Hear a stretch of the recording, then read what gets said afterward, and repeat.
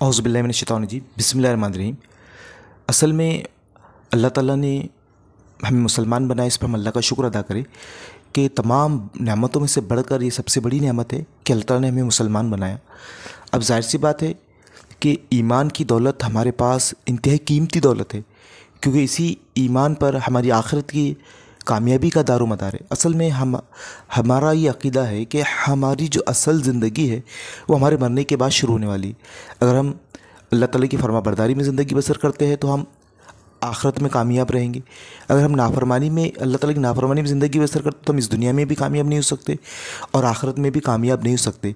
तो हमारी कामयाबी का जो दारोमदार है वो अल्लाह ताला की फरमाबरदारी है। हम सूरे अल बकरा की आयतों पर गौर तदब्बुर कर रहे हैं। हमारी आयत नंबर 47 यहाँ पर चल रही है, जिसमें अल्लाह ताला ने जो बात बयान फरमाई, या बनी इसराइल उज़्कुरू निअमती अल्लती अनअमतु अलैकुम व अन्नी फ़ज़्ज़लतकुम अलल आलमीन। कि बनी इसराइल, याद करो मेरी नेमतों को और ये कि मैंने तुम्हें तमाम जहान वालों पर फजीलत दी थी। अब यहाँ पर बनी इसराइल से मुखातिब कर कर कहा जा रहा है कि बनी इसराइल वो दौर भी तुम देखो कि जब अल्लाह ताला ने तुमको तमाम जहान वालों पर फजीलत दी थी। अब लेकिन ये जो मनसब है, ये इमामत का मनसब जो है तुमसे छीना जा रहा है। अब ये मनसब उम्मत मुस्लिमा को दिया जा रहा है। अगर तुमको भी कामयाबी चाहिए तो तुमको भी इस्लाम को अपनाना पड़ेगा, अल्लाह ताला की किताब को मानना पड़ेगा, मोहम्मद सल्लल्लाहु अलैहि वसल्लम की पैरवी करना पड़ेगा, क्योंकि ये तमाम चीज़ें, ये पैरवी का हुक्म तुमको तुम्हारी किताबों में दिया गया है। तो तुम्हें तुम्हारी कामयाबी और नाकामयाबी का दारोमदार अब ईमान पर है कि तुमको मोहम्मद सल्लल्लाहु अलैहि वसल्लम की पैरवी करना पड़ेगा। तो अब उसके बाद अल्लाह ताला ने जो बात बयान फरमाई बनी इसराइल में, वत्तक़ू यौमन ला तज़्ज़ी नफ्सुन अन नफ्सिन शैअन वला युक़बलु मिन्हा शफ़ाअतु वला युख़ज़ु मिन्हा अदलु वला हुम युनसरून। और डरो उस दिन से, ना बदला बनेगा कोई नफ्स किसी नफ्स की कुछ भी, और ना कबूल की जाएंगी कोई सिफारिश, और ना कोई लिया जाएगा मुआवज़ा, और ना वो मदद किए जाएंगे। अब बनी इसराइल के अक़ीदे की यहाँ तरदीद की गई कि बनी इसराइल मानते थे कि हम तो नबियों, औलिया और बुज़ुर्गों के औलाद हैं। तो मामला ये होगा कि ये जो बुज़ुर्ग, ये जो वली और ये जो नबी है, ये हमारी आखिरत में बख्शिश करा देंगे, ये हमारी सिफारिश करा देंगे, ये हमको कुछ ना कुछ मदद कर कर हमको जहन्नम के अजाब से बचा लेंगे। लेकिन अल्लाह ताला यहाँ बात बयान फरमा रहा है कि वो दिन ऐसा है कि कोई नफ्स किसी नफ्स के कुछ भी काम नहीं आएगा, ना कोई सिफारिश कबूल की जाएंगे, ना किसी की कोई मदद करेगा। तो यहाँ पर ये जो जिन लोगों ने अक़ीदे बना रखे हैं कि वो आखिरत में वली और बुज़ुर्गों के ज़रिए से बच जाएंगे, तो इंतहाई गलत सोच रखते हैं, एक गलत अक़ीदा वो रखते हैं, क्योंकि कुरान इस अक़ीदे का साफ इनकार कर रहा है कि उस दिन कोई किसी के काम नहीं आएगा, किसी में ये हिम्मत नहीं होगी कि वो किसी की सिफारिश करे, किसी की मदद करे। तो ये अक़ीदे का यहाँ पर तज़किरा किया अल्लाह ताला ने। आगे अल्लाह ने बात बयान फरमाई कि व इज़ नज्जैनाकुम मिन आलि फ़िरऔना यसुमूनकुम सुअल अज़ाबि युज़ब्बिहुना अब्नाअकुम व यस्तहयूना निसाअकुम व फ़ी ज़ालिकुम बलाउम मिर रब्बिकुम अज़ीम। और जब हमने तुम्हें निजात दी फ़िरौन वालों से, वो तुम्हें बुरे अज़ाब से तकलीफ़ देते थे, वो ज़ुबह कर देते थे तुम्हारे बेटों को और ज़िंदा छोड़ देते थे तुम्हारी बेटियों को, और इसमें बड़ी आजमाइश थी तुम्हारे रबी की तरफ से। अगर हम इस आयत पर गौर करें तो हम देखेंगे कि बनी इसराइल को अल्लाह ताला ने किस तरह से आजमाया, कि फ़िरौन वाले उन पर इतना जुल्म करते थे कि जुल्म की इंतहा को यहाँ बयान किया गया कि अगर किसी बनी इसराइल के घर में बनी इसराइल की कौम के फ़र्द में अगर लड़का पैदा होता तो फ़िरौन वाले उसको ज़ुबह कर देते, उसको मार देते, और लड़कियाँ होती तो उनको ज़िंदा छोड़ देते थे। यानी इससे बढ़कर हम जुल्म देख नहीं सकते, कितना बड़ा जुल्म ये बनी इसराइल पर किया गया। तो अल्लाह ताला ने यहाँ बात बयान फरमाई कि उसमें तुम्हारे रब की तरफ से बड़ी आजमाइश थी, यानी बनी इसराइल को आजमाया गया। यहाँ पर हम गौर करें कि अल्लाह ताला की तरफ से इंसानी ज़िंदगी में आजमाइश आती है, एक ईमान वाले की ज़िंदगी में आजमाइश आती है। अल्लाह ताला ईमान वालों को आजमाता है, और जब आजमाइश आएंगी तो कामयाब वो लोग हैं जो इस पर साबित कदम रहे। तो आजमाइशें आएंगी। अल्लाह ताला सूरह अनकबूत में जो बात बयान फरमाई कि क्या तुम समझते हो कि तुम यूँ ही छोड़ दिए जाओगे और तुम्हें आजमाया नहीं जाएगा? तो अल्लाह ताला की तरफ से आजमाइशें आएंगी। कामयाब वो लोग हैं जो इन पर सब्र करें, मुसलमानों की तारीख को उठाए। किसी न किसी तरह से अल्लाह ताला ने मुसलमानों को आजमाया है, क्योंकि हक़ को मानने वालों ही को आजमाया जाएगा। तो अल्लाह ताला ने हमको दीन इस्लाम जैसी अजीम नेमत दी है, हम हक़ पर है, तो जाहिर सी बात है हक़ को मानने वालों को जांचने के लिए उनका रब ज़रूर ब ज़रूर आजमाइश लेगा। लेकिन कामयाब है वो लोग जो इस आजमाइश में पूरा उतरे। तो अल्लाह ताला ने ये बात बयान फरमाई बनी इसराइल के मुतालिक, फ़ी ज़ालिकुम बलाउम मिर रब्बिकुम अज़ीम, इसमें तुम्हारे रब की तरफ से बड़ी आजमाइश थी। आगे है वइज़ फ़रक़ना बिकुमुल बहरा फ़अनजैनाकुम व अग़रक़ना आला फ़िरऔन व अंतुम तंज़ुरून।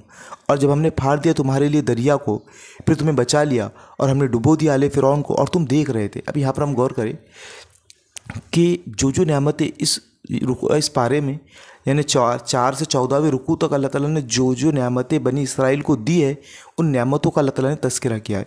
तो एक और इस नेमत का अल्लाह ने यहाँ तज़किरा किया कि उनको क्या एक तो पूरे जहान वालों पर फजीलत दी थी, और ये कि इतना जुल्म करते थे फ़िरौन वाले कि इससे पहले की आयत में बात आती है जो कि बेटों को ज़ुबह कर देते और बेटियों को ज़िंदा छोड़ देते। तो अल्लाह ताला ने क्या किया कि आप जब कोई गुमान नहीं था कि जुल्म से किस तरह से निकलेंगे, इतने बड़े बादशाह जिसके पास हर तरह की ताकत है, तो ये इस जुल्म से बचेंगे कैसे। तो अल्लाह ताला ने मामला ये किया कि फ़िरौन वालों को उनके सामने गर्क कर दिया, पूरी फ़ौज के साथ फ़िरौन समंदर में गर्क कर दिया गया और अल्लाह ताला ने बनी इसराइल को बचा लिया और वो देख रहे थे। यानी आप पूरी तारीख़ का यहाँ तज़किरा किया जा रहा है।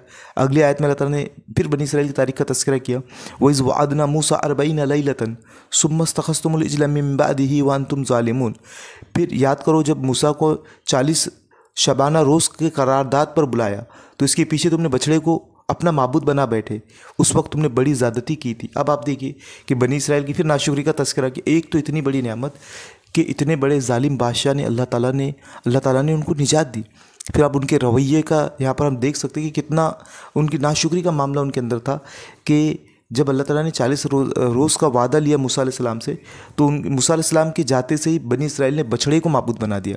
अब बछड़े की मोहब्बत इनके अंदर बसी हुई थी, पहले ही से बछड़ों की इबादत करते थे, तो फ़ौरन मामला ये हुआ कि उन्होंने बछड़े को माबूद बनाया और जालिम हो गए।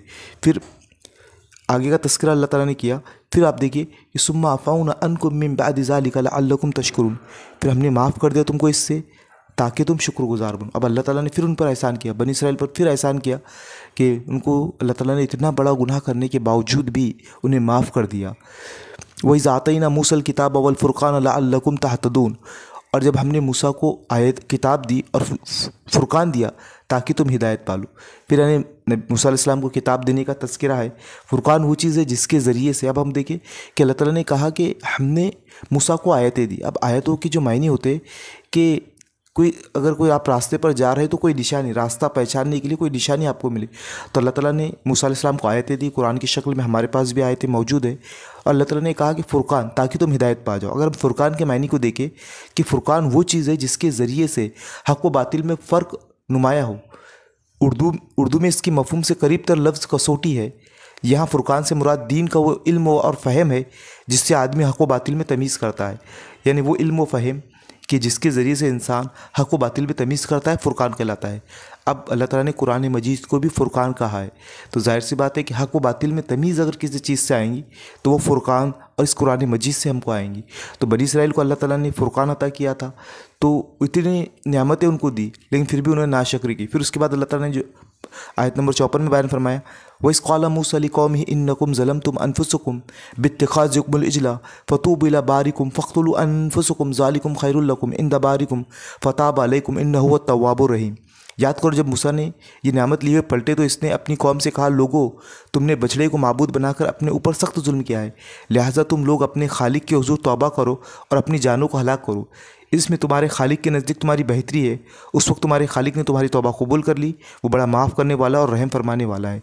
अल्लाह ताला ने बनी इसराइल को तौबा करने का हुक्म दिया, यानी इतना जुल्म करने के बावजूद भी कि जब उन्होंने बछड़े को माबूद बना दिया, मूसा अलैहिस्सलाम जब आए तो मूसा अलैहिस्सलाम ने कहा कि लोगों तुमने बहुत बड़ा जुल्म किया है बछड़े को माबूद बनाकर, तो अब अल्लाह ताला के सामने तौबा करो, इतनी तौबा करो कि अल्लाह ताला तुम्हें माफ़ कर दे। तो मामला ये हुआ कि जब बनी इसराइल ने तौबा की तो अल्लाह ताला ने फिर उन पर मेहरबानी की कि वो तौबा कबूल करने वाला, रहम करने वाला। अल्लाह ताला की सिफत कई मरतबा हमको मिलती है, इन्नहु हुवा तव्वाबुर रहीम, कि बेशक वो तौबा कबूल करने वाला, रहम करने वाला है।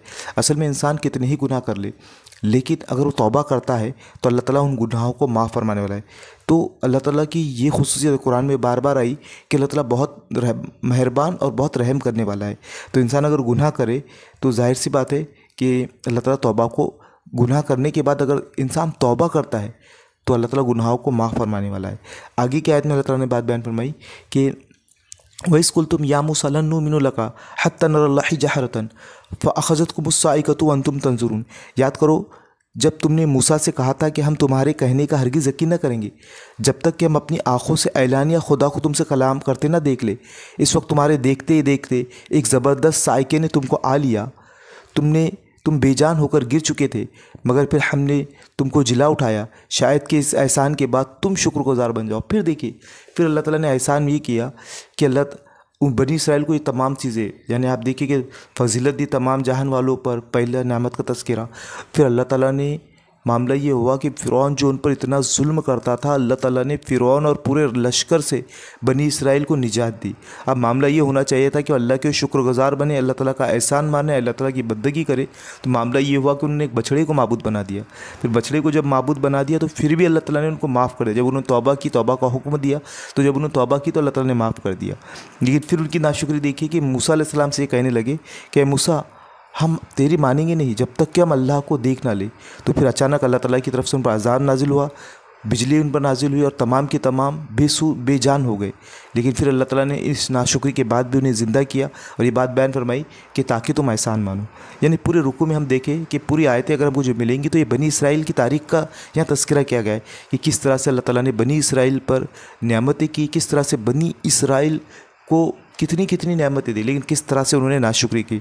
तो इसमें हमें ये बात समझ में आती है आयत में कि अल्लाह ताला ने जो हमको नेमतें दी है, अल्लाह ताला की उन नेमतों का हम शुक्रगुजारी करें कि अल्लाह ताला ने हमको बहुत सारी नेमतें दी है, हम उन नेमतों का शुक्रगुजार बने, अल्लाह ताला की शुक्रगुजारी करें।